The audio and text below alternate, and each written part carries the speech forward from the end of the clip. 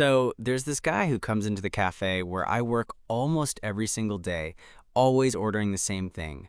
Black coffee, no sugar, no cream, like clockwork. I know because I'm the one who makes it for him, and honestly, it became a little ritual for me. I'd already memorized his order, and he'd already memorized my face, though we never really talked much beyond a quick hey or thanks.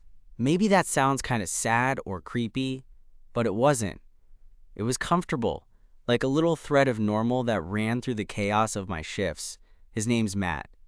I found out one day when he accidentally left his wallet on the counter, and I had to call him back.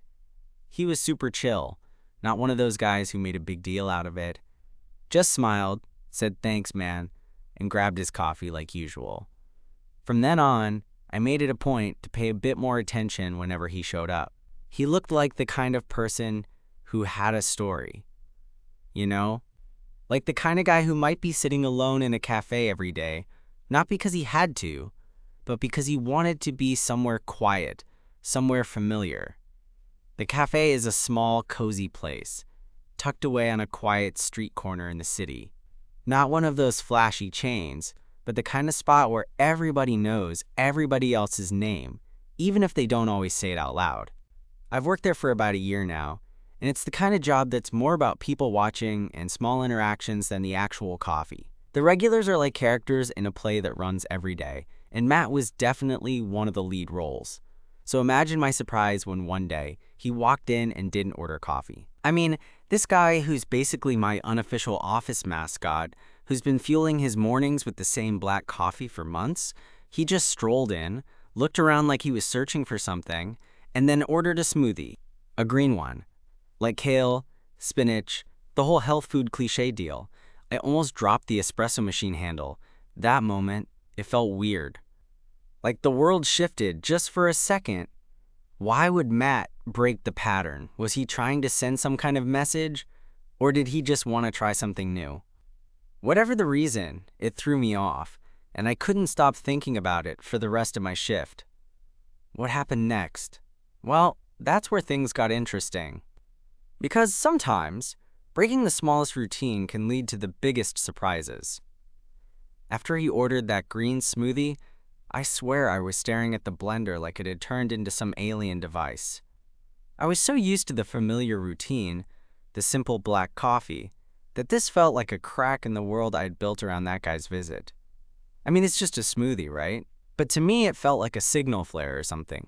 When I handed it over, Matt gave me this half smile, like he knew exactly what I was thinking. I caught myself wanting to say something, anything, but instead I just said, "Here you go. First green smoothie, super original." He chuckled, that easy, low laugh that somehow made the place feel warmer despite the cold morning outside. "Yeah, trying to mix things up a bit," he said. "Thought maybe it was time." That was the end of the conversation, but for me, it was the start of something. I found myself watching him more closely after that day, noticing how he settled into the corner seat by the window, pulling out a book or his laptop. He wasn't just a regular anymore. He was a little mystery that I wanted to solve. The next few days, Matt kept ordering the smoothie. Sometimes the black coffee too, but mostly the green. I started making small talk when I could, asking about the book he was reading, or if the smoothie was actually doing the job. Slowly, he opened up a bit. Turns out, he was a graphic designer working freelance, which explained why he spent so much time on his laptop at the cafe. He liked the quiet buzz of the place, the predictable rhythm of people coming and going. And he'd been trying to take better care of himself, hence the smoothie. No big deal, but it was a start. One morning, I was on early shift, and the cafe was just opening up. Matt came in, looking a little more worn than usual, hair messier, sleeves rolled up, eyes tired. He ordered his smoothie without his usual smile. "Rough night?" I asked, sliding the cup across the counter. "Something like that," he said, rubbing the back of his neck. "Work's been crazy." I nodded understandingly. Freelancing can be brutal that way. If you ever want to vent or take a break, I'm pretty good at listening. He looked at me like he was surprised I said that. Maybe he wasn't used to people noticing. Or maybe he just wasn't used to talking to me. Either way, that little crack in his armor made me want to lean in closer, learn more. Then one day it happened, the first time he asked me about myself. It was during one of those slow afternoons when the cafe was half empty and the sun spilled in through the windows, making everything look soft and golden. I was wiping down tables, and he was sitting close enough that I could hear the tapping of his fingers on the keyboard. "So what's your story?" he asked, eyes darting up at me. I blinked, caught off guard. "Me? My story?" I wasn't used to being on the receiving end of questions, but I shrugged, grinning. "I don't know, man. I'm just a guy who makes coffee and watches people come in and out of here." He laughed, and it felt like the start of something real. Sounds poetic when you say it like that. Over the next few weeks, our conversations grew longer. We talked about everything, from favorite bands to bad dates to the kind of movies that made us cry. I found myself looking forward to his visits in a way I hadn't anticipated. It wasn't just about making his smoothie or coffee anymore. It was about the moments when he'd pause by the counter, flash that half smile, and exchange stories with me.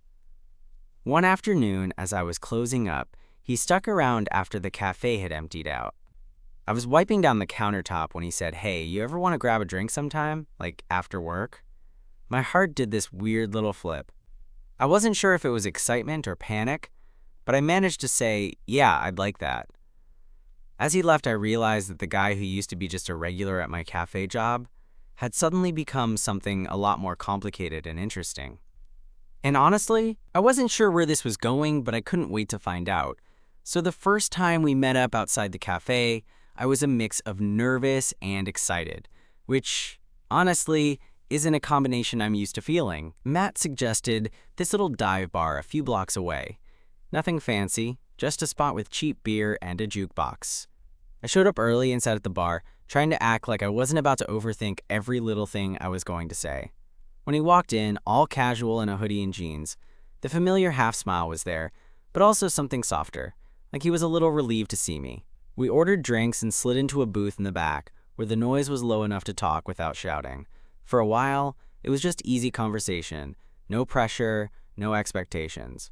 We talked about the cafe, his latest design projects, my less than glamorous job history.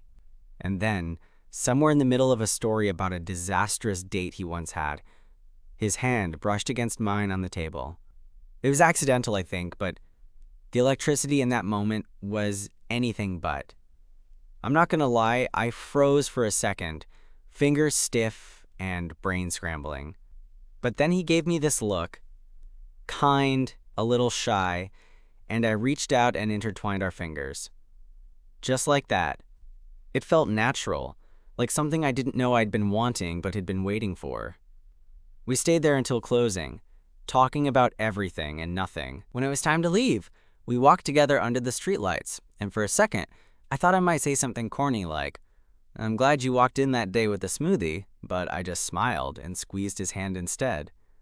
After that night, things started to shift. We kept falling into this rhythm of seeing each other after my shifts, sometimes grabbing food, sometimes just walking around the neighborhood. The cafe became our little anchor point, but outside those walls we were figuring stuff out, learning how to be around each other in a way that felt both exciting and comfortable. But, of course, it wasn't all smooth sailing. One evening, after a few weeks of hanging out, Matt showed up at the cafe, looking a little distant. The usual easy smile was missing, and his orders came out clipped, almost distracted. I asked if everything was okay, and he hesitated before finally telling me he'd been dealing with some family stuff he wasn't ready to talk about yet. I wanted to say the right thing, offer some kind of support, but all I could manage was, "If you want to talk, I'm here." He nodded, grateful, I think. And even though he didn't open up that night, I could tell he appreciated the offer. That moment, though, reminded me that no matter how close we were getting, there were parts of Matt I didn't know, and might not for a while. It made me want to be patient, to let things unfold naturally. Around the same time, I was grappling with my own stuff. Working at the cafe had been my steady gig while I figured out what I wanted to do with my life, but seeing Matt chase his freelance career with that mix of passion and struggle made me start questioning if I was just standing still. The way he talked about projects, deadlines, and the uncertainty of self-employment, it was scary but also kind of inspiring. One day, he caught me staring out the window during a slow afternoon and asked, "What's on your mind?" I shrugged, trying to sound casual. Just thinking about stuff. Life, I guess. He smiled softly. Yeah, it's weird how sometimes you feel stuck, even when everything's moving around you. That hit me harder than I expected, because, yeah, I felt stuck. But with him, I also felt like maybe there was a way forward.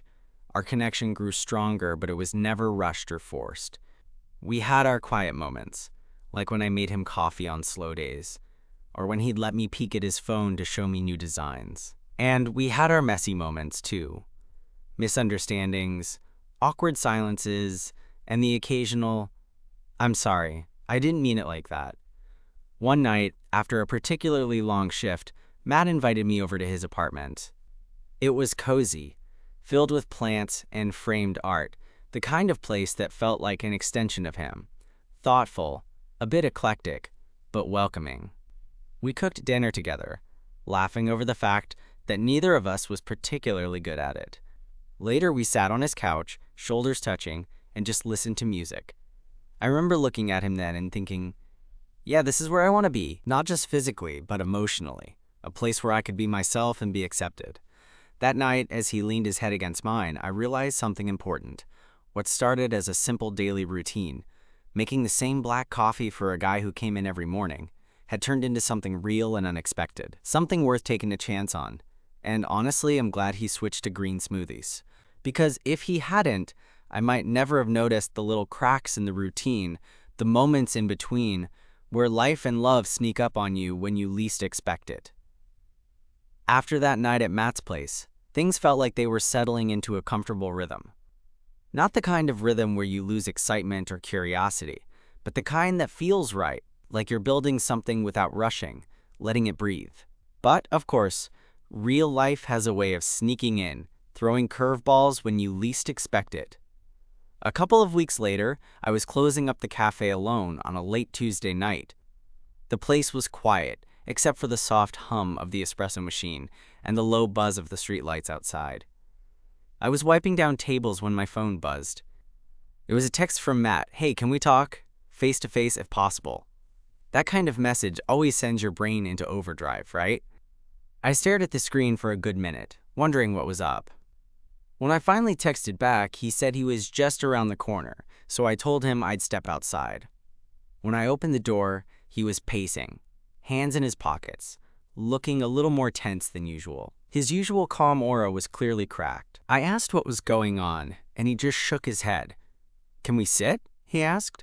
We found a bench under a flickering street lamp, the kind of spot that feels quiet but exposed all at once. Matt took a deep breath and said, I've been offered a big freelance project, like a really big one.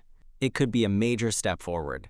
I could tell he was trying to be excited, but something was holding him back. The catch is, it's based in another city. I'd have to move, probably for several months, maybe longer. He looked at me, searching, waiting for my reaction. My stomach dropped. I hadn't expected this. We'd been getting close, but the thought of him leaving, of us maybe being torn apart, hit hard. I don't know what to do, he admitted. Part of me wants to go. This could change everything for me. But the other part, I don't want to leave this. Leave us. I swallowed, trying to keep my voice steady. I get that. Honestly, I don't want to lose you either. There was silence between us for a moment, the kind that feels heavy, but also real. Finally, Matt said, I'm scared, man. Scared of what happens if I go. And scared of what happens if I stay. I reached over and took his hand, just like before. Whatever you decide, we'll figure it out. No pressure. He squeezed my hand, and I felt a mixture of hope and uncertainty.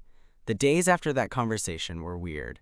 Matt came to the cafe, but there was a distance between us, a hesitation in his smile. I tried to be patient, to give him space, but it was hard not to wonder what the future held. One afternoon, a few days later, I was restocking supplies when Matt walked in, looking tired but determined. Can we talk? He asked, eyes locked on mine. We slipped into the back room where it was quieter, and he said, I've decided to take the project. I have to. But I want you to know, this isn't goodbye. I felt a lump in my throat. So what does that mean for us? He shrugged, a little smile playing on his lips. I don't know, but I want to try, if you're willing. I nodded, feeling both terrified and excited. I'm willing. Over the next few weeks, we tried to adjust. Texts and calls during breaks, video chats in the evenings.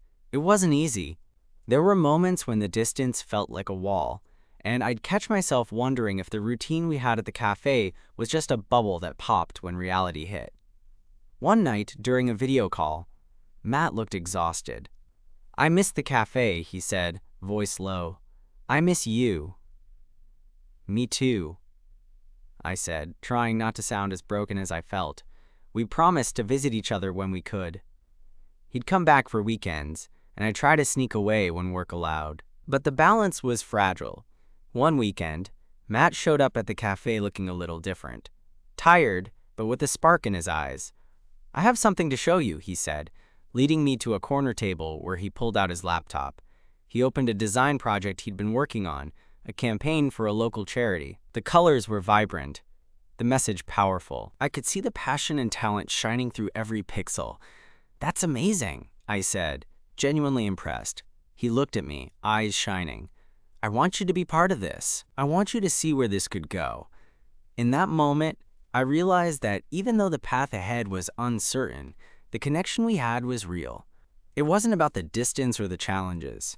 It was about choosing to keep going, together. And honestly, I'm still figuring it out. But if there's one thing I've learned from a guy who once just ordered black coffee every morning, it's that sometimes the biggest surprises come from the smallest changes. After that night when Matt showed me his design project, I felt this surge of something I hadn't really allowed myself to feel before. Hope, maybe? It was like suddenly I wasn't just the guy behind the counter anymore.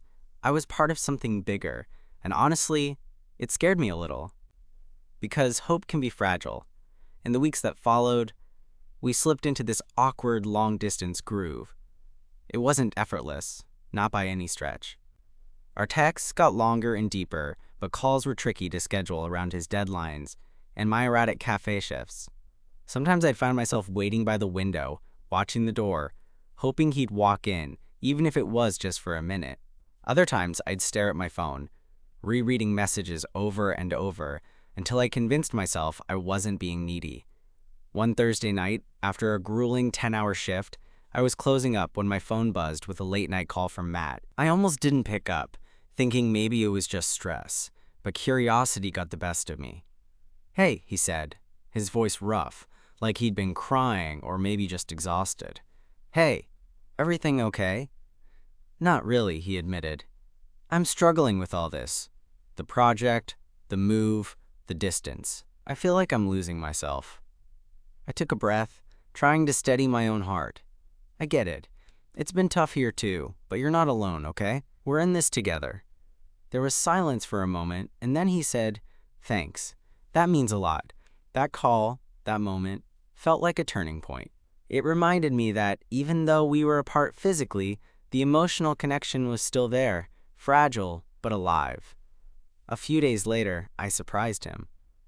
I told him I was taking a day off and booked a last-minute bus ticket to his city. I wasn't sure if it was crazy or brave, but I knew I needed to see him, to remind both of us what we were fighting for. When I showed up at his apartment, Matt's face lit up with a mix of shock and relief. We spent that day wandering through parks, talking about everything and nothing, the awkwardness of distance melting away in the warmth of being together again. That night, as we sat on his couch, I realized something else, that this, us, wasn't just a summer fling or a fleeting connection. It was real, complicated, sometimes messy, but worth it. Before I left the next day, Matt grabbed my hand and said, "Don't wait so long next time." I won't. I promised. Back at the cafe, things felt different. Every black coffee I made, every smoothie I blended, I thought about him, about us. I was still just a guy behind the counter, but now I was also someone holding on to something that felt like love. And honestly, I don't know exactly where this is going. Maybe Matt's project will take him far away. Or maybe he'll come back for good. Maybe we'll stumble and fall, or find our way stronger than ever. But whatever happens, I'm grateful for the day he didn't order coffee, because that's the day everything changed. After I got back from visiting Matt, things didn't instantly become easier. In fact, for a while, it felt like the opposite. The stark contrast between being with him and being back alone in the cafe made the distance feel even more real, more painful. I found myself catching my breath every time the door opened, hoping it was him walking through, and every time it wasn't, it hit a little harder. One slow afternoon, a couple of weeks after my visit, I was refilling the sugar jars when I heard the bell above the door jingle. I looked up, and there he was, standing right in front of me, with that same half-smile that had drawn me in from the start. Only this time, something was different. There was a hint of urgency in his eyes, like he'd been holding something back. Without waiting for me to say anything, he said, "I needed to come back, sooner than I thought." I blinked, the sugar jar slipping slightly in my hand. "What do you mean?" He ran a hand through his hair, unstable but determined. "The project, it's great, but it's not everything. I realized I don't want to do this long-distance thing anymore. I want to be here. With you." I swallowed, my heart hammering in my chest. The words felt like a surprise gift wrapped in nerves and hope. "Are you sure?" I asked, trying to steady my voice. "That this isn't just running away from it all?" He smiled, shy but honest. "Maybe a little running, but mostly chasing something that feels right." I laughed, a breath I didn't know I was holding escaping. "You're kind of a mess, you know that?" "Only for you," he replied, stepping closer. The space between us seemed to shrink with every heartbeat, and before I could think too much about what I was doing, I reached out and pulled him into a hug. It was the kind of hug that settles years of uncertainty and doubt into a warm, solid place. After that night, Matt started coming around more often, sometimes just for coffee, sometimes to hang out after my shifts. We fell into this beautiful, chaotic rhythm of figuring out what it meant to be us. No longer just a guy who ordered a black coffee and the barista who noticed. One evening, as we sat on the roof of the building above the cafe, the city lights flickering beneath us, Matt turned to me and said, "You know, when I first started coming here, I didn't expect any of this." I smiled, the memory of that first green smoothie order still fresh. Neither did I. He took my hand, fingers intertwining with mine. "I'm glad you noticed me." "Would have been hard not to," I said softly. We sat there for a while, letting the quiet settle around us, the city humming below. It felt like the start of something new, and maybe, just maybe, the beginning of forever. That's the thing about routines. Sometimes, all it takes is one small change to turn your whole world upside down. And I never would have guessed that the guy who didn't order coffee one day would end up ordering a lifetime of moments with me. After that night on the rooftop, things between Matt and me felt different, deeper, somehow. It wasn't just about coffee orders or smoothie choices anymore. It was about late-night talks, shared playlists, and those quiet moments where words weren't needed because we just got each other. But, as with anything new and real, it wasn't all sunshine and smooth sailing. A few days later, Matt stopped by the cafe in the middle of my shift. It was one of those busy Saturday mornings when the line wrapped around the corner and the espresso machine was working overtime. I was juggling orders and the usual chaos when he appeared at the counter with that half smile, but there was a flicker of something else. Nervousness? Hesitation? I couldn't quite place it. "Hey," he said, voice low enough that I had to lean in to hear. "Hey," I replied, handing him his usual smoothie. He took a slow sip, then looked around the busy room. "Can we talk? Somewhere quieter?" I glanced over my shoulder. The cafe was packed, and my coworkers were swamped. "My place?" I suggested, already knowing the answer before he nodded. That evening, we settled into my small apartment. Nothing fancy, just a few posters on the wall and a couch that had seen better days. Matt was quiet at first, fidgeting with the sleeve of his hoodie. "I've been offered another project," he said, breaking the silence. "A long-term gig this time. Bigger than before." My chest tightened. This felt familiar. The same crossroads we'd faced before. And, he hesitated. "It means moving away again, for at least 6 months." I swallowed hard. "So you're thinking of leaving?" He looked up, eyes earnest. "I don't want to. Not like this. Not after everything we've built. But it's a huge opportunity, and I can't just say no." We sat there in silence, the weight of the decision pressing down like the humid summer air. I don't want to hold you back, I finally said, but I'm scared of losing you again. He reached out, brushing his thumb over the back of my hand. I'm scared too, but maybe we can figure out how to make it work. Together, that night we talked for hours about fears, hopes, and what we wanted from us. It wasn't easy. There were tears and awkward silences, but also moments of clarity and commitment. Over the next few weeks, we navigated the tricky dance of planning for the move while trying to keep our relationship alive. We made promises, late-night calls, surprise visits, and being honest, even when it hurt.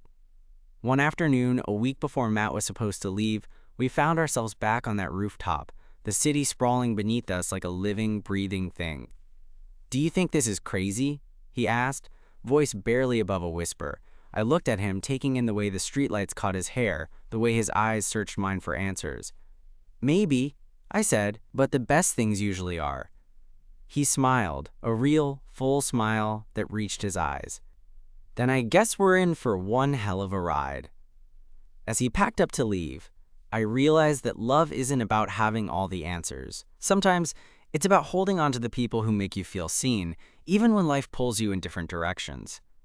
And as the cafe door jingled behind him that last morning, I knew one thing for sure.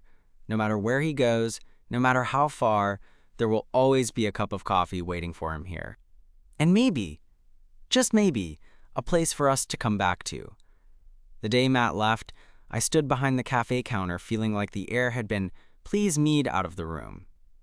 He gave me a small smile, the same one that had drawn me in months ago, and said, "See you soon, okay?" I nodded, trying to keep it together.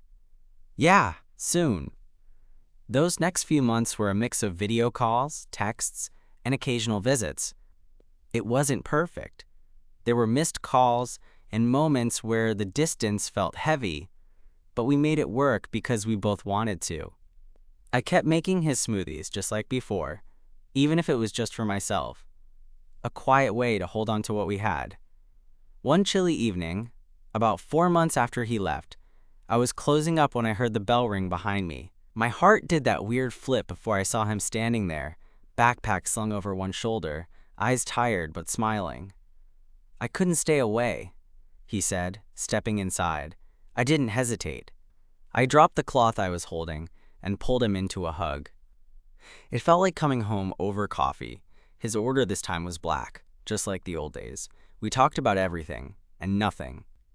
How the project was going, how I'd been holding down the cafe, and how despite the distance, we'd grown stronger.